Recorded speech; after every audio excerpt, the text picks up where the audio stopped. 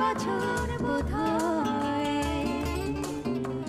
আমি তখন অষ্টাদশীর ছোঁয়ায় লজ্জা জড়ানো ছন্দে কেঁপেছি, ধরা পড়েছিল ভয়। তখন তোমার 21 বছর বোধহয়। আমি তখন